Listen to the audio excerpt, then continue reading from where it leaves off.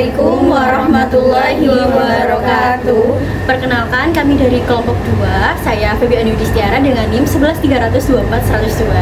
Saya Kalagita Faira dengan NIM 11324-100. Saya Salma Ziatun Naja dengan NIM 11324-121. Saya Lia Azmatunifa dengan NIM 11324-109. Saya Livia Sabrina dengan NIM 11324-089. Di sini, kelompok kami akan menjelaskan mengenai penerapan biomekanika pada sistem gerak tubuh dalam dunia keperawatan. Definisi biomekanika. Biomekanika adalah ilmu untuk menganalisis sistem kerangka otot manusia. Biomekanika menggunakan konsep fisika atau teknik untuk menjelaskan gerakan pada bermacam-macam bagian tubuh pada aktivitas sehari-hari.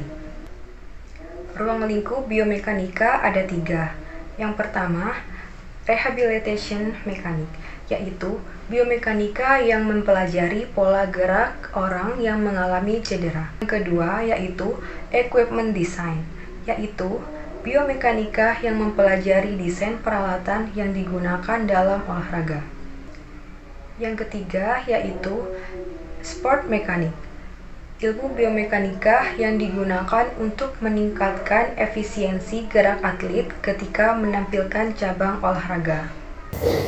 Penerapan prinsip biomekanika dalam keperawatan. Dasar dari prinsip kerja biomekanika adalah hukum Newton yang terdiri dari hukum Newton 1, hukum Newton 2, dan hukum Newton 3. Selanjutnya, contoh hukum Newton. Yang pertama adalah contoh hukum Newton 1, yaitu ketika tubuh dalam keadaan istirahat, semua otot dan organ lain juga dalam keadaan rileks. Maka ketika kita menggerakkannya harus dimulai dengan perlahan. Jika dilakukan secara tiba-tiba, kemungkinan akan terjadi cedera pada organ. Yang kedua adalah contoh hukum Newton 2, yaitu gaya otot yang diperlukan akan lebih besar ketika mengangkat beban yang berat dibandingkan dengan ketika mengangkat beban yang ringan. Ketika mendorong sebuah kereta pasien atau kursi roda, gaya yang diperlukan lebih besar ketika mendorong pasien yang berbadan besar dibandingkan dengan ketika mendorong pasien yang lebih kecil. Yang terakhir adalah contoh hukum Newton 3, yaitu ketika telapak kaki menginjak tanah dan mendorong ke belakang, maka tanah akan membalas dengan memberikan gaya yang besarnya dengan arah ke depan, sehingga badan akan terdorong maju. Mekanika tubuh atau mekanik body adalah suatu usaha untuk mengkoordinasi sistem muskuloskeletal dan saraf sehingga individu atau manusia dapat mengangkat, bergerak, membungkuk, berdiri, duduk, berbaring, serta melakukan aktivitas sehari-hari dengan sempurna. Perubahan posisi tubuh atau positioning memiliki tujuan. Yang pertama adalah mencegah rasa tidak nyaman pada otot, lalu kedua adalah mempertahankan tonus otot, dan yang ketiga adalah mencegah terjadinya komplikasi imobilisasi seperti ulcus decubitus, kerusakan pembuluh darah, dan kontraktur.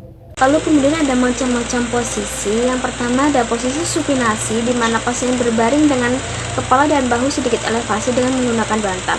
Lalu ada posisi pronasi, posisi pasien berbaring di atas abdomen telungkup dengan kepala menoleh ke samping. Lalu ada posisi flower, di mana posisi tempat tidur dengan menaikkan kepala dan dada setinggi 45 derajat tanpa fleksi berlutut. Lalu ada posisi semi flower, posisi yang sama dengan flower, namun hanya saja berjudul 15-45 derajat. Lalu ada posisi dorsal recumbent, posisi pasien yang berbaring dengan posisi telentang dengan lutut ditemukan dengan telapak kaki menapak di atas tempat tidur sedangkan kedua belah kaki diregangkan. Teknologi biomekanika dalam kesehatan. Yang pertama ada ronsen, yakni salah satu tindakan penunjang medis yang membantu untuk menegakkan diagnosa pasien. Fungsinya yakni melihat kondisi gigi, tulang, serta organ lain tanpa melakukan pembedahan pada tubuh pasien secara langsung. Yang kedua ada elektrokardiografi atau disebut EKG, yaitu alat yang menggambarkan grafik dari hasil rekaman listrik yang ada pada organ jantung. Sekian presentasi dari kami. Wassalamualaikum warahmatullahi wabarakatuh. Terima kasih.